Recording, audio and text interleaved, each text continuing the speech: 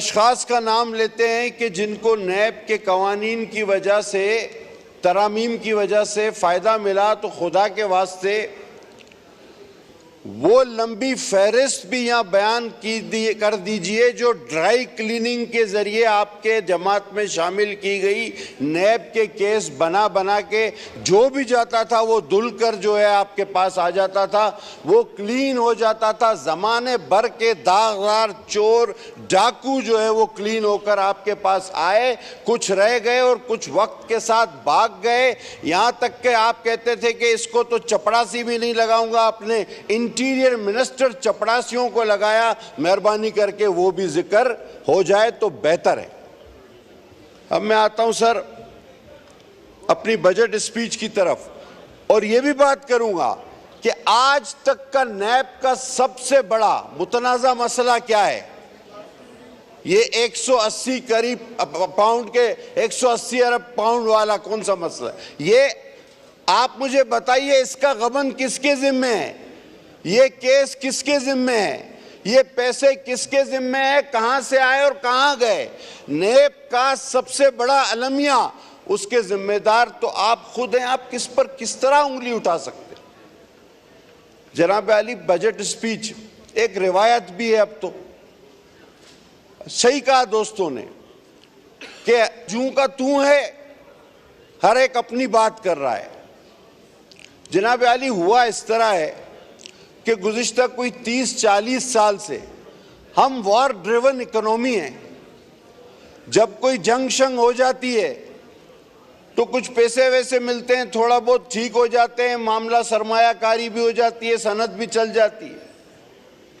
और क्योंकि हमने अपना तो कुछ बनाया नहीं, और जो अपना कोई अच्छा बीज बोने के मामले में संजीदा थे उनको तो हमने फांसियां चढ़ा दी, किसी को ज़ियारत में बेच के कैद तनाई में मार दिया, किसी को इसी अडियाला में फांसी चढ़ा दी गई, किसी को लियाकत बाग में कत्ल कर दिया गया।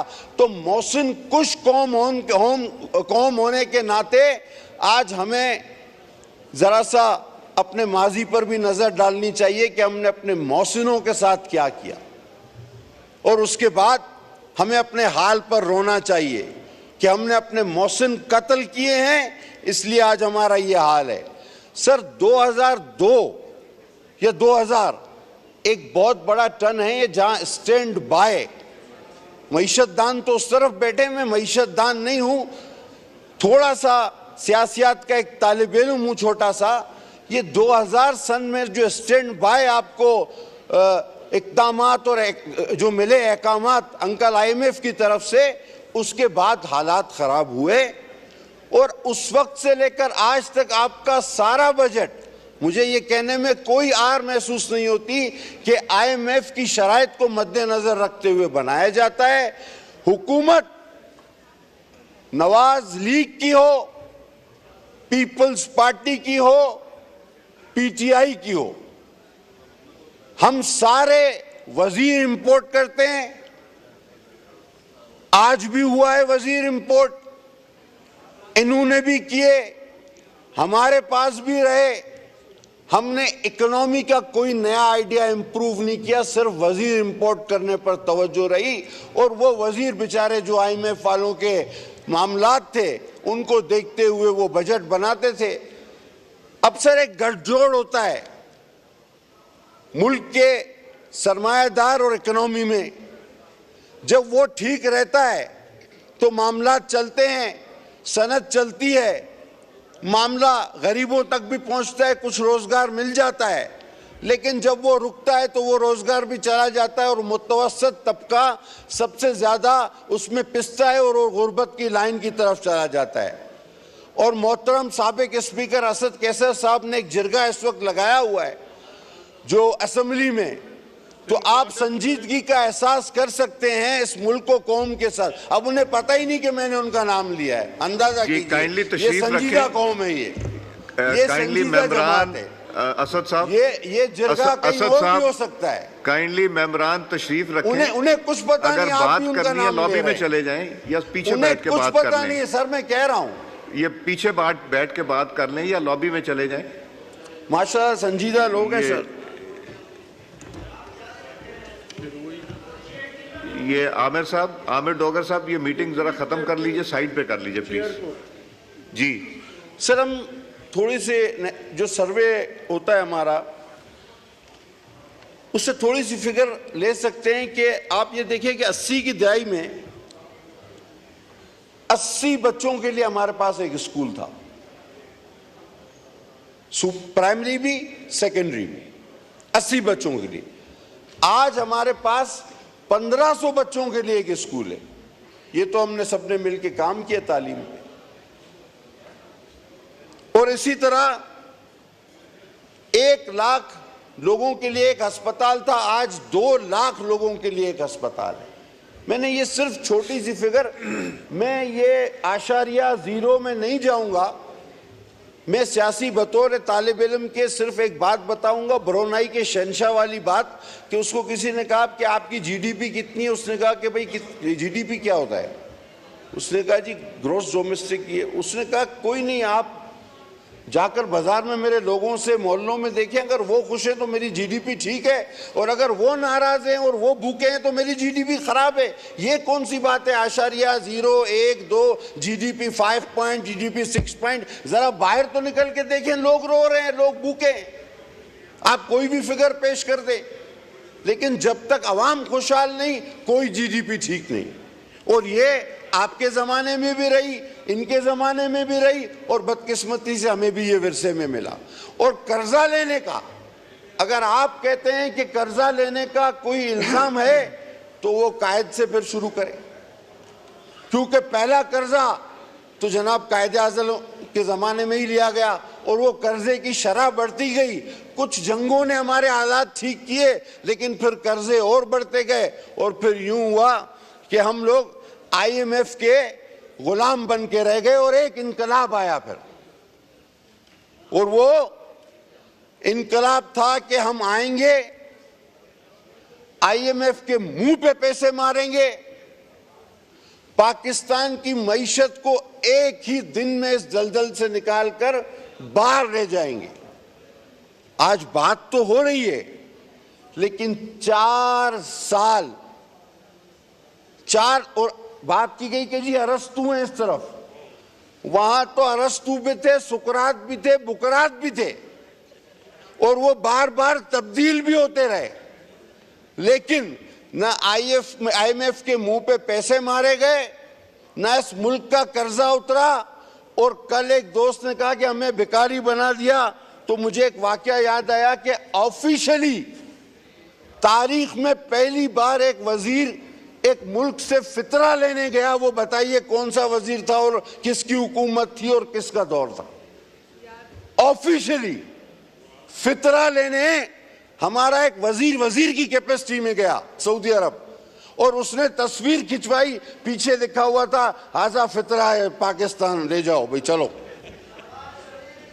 वो आप बता दें तो उसको, आपको सारी बात का अंदाजा हो जाएगा। हाँ सर, वो बेचारे तालीम से महरूम रखे जाते थे, लेकिन जो इस हाउस में नहीं हो उसके लिए मैं बात नहीं करता, क्योंकि पीठ पीछे बात करना मेरी आदत नहीं। जब वो इस हाउस में मौजूद होते थे तो मैं बात करता था। मैं मुनाफकत का कतई कायल नहीं हूँ। इन्होंने कहा जनाब इनके ज़माने में नैब की रिकवरी बढ़ गई। ये 190 मिलियन पाउंड कहाँ गए सर? हम पर आपने इल्ज़ाम लगाया कि रिलीफ मिला, उस ड्राई क्लीनिंग का जिक्र नहीं किया, सिलाई मशीनों का जिक्र नहीं किया, और नैब के उस माफीनामे का जिक्र नहीं किया जब उन्होंने कहा कि हमने ये किसी के जोर पर, किसी की शह पर, किसी के कहने पर, किसी की जबरदस्ती पर आप पर ये केस बनाए थे। उस माफीनामे का जिक्र नहीं किया गया। और मैं आज भी उस बात को उतना ही सच्चा मानता हूं जो इस असेंबली के पहले हफ्ते में मोहतरम सदर पाकिस्तान ने उस बेंचों पे से कही थी कि ये नैब और ये मईशत साथ नहीं चल सकते, और वक्त ने साबित किया कि वो न चले, और उनकी बात ठीक साबित हुई। जनाब अली, हम आगे चलें। कल कुछ 4-5 घंटे की, परसों मैंने खुद यहां स्पीच सुनी। देखिए, सबसे रेलेवेंट आदमी वजीर आजम के बाद लीडर ऑफ अपोजिशन होता है, इसमें कोई डाउट, शक व शुबे की गुंजाइश नहीं। और वजीर खजाना बजट पेश करता है। वजीर खजाना का बजट पेश करने के बाद वजीर आजम ही हदफ तनकीद होता है, क्योंकि वो गवर्नमेंट को लीड कर रहा है और उसको हदफ तनकीद बनाने वाला सबसे बड़ा जो चेयर होल्डर है वो लीडर ऑफ अपोजिशन होता है। ये पार्लिमानी जमहूरियत का एक उसूल है। 4, सवा 4 या 3.5 से 4 घंटे, पौने 4 घंटे जो भी है मुस्तफा भाई, एक एक लफ्ज हमने मुकम्मल खामोशी और सुकूत के साथ सुना। क्यों हम इतनी खामोशी क्यों इख्तियार किए हुए थे? जरा कभी इस बात को भी सोचना। हम ये जानना चाहते थे कि आपका इल्म और आपकी तहकीक कितनी है, वो आपकी तकरीर बताएगी। आप इस मुल्क की मईशत के मामलात में कितने संजीदा हैं, वो आपकी तकरीर बताएगी। मैं बजाते खुद जाती अनात पर यकीन नहीं रखता, लेकिन आपकी तवस्सुत से मैं एक बात कहूंगा, और ये मैं बखुदा कोई सियासी पॉइंट स्कोरिंग नहीं कर रहा। मुझे मायूसी हुई।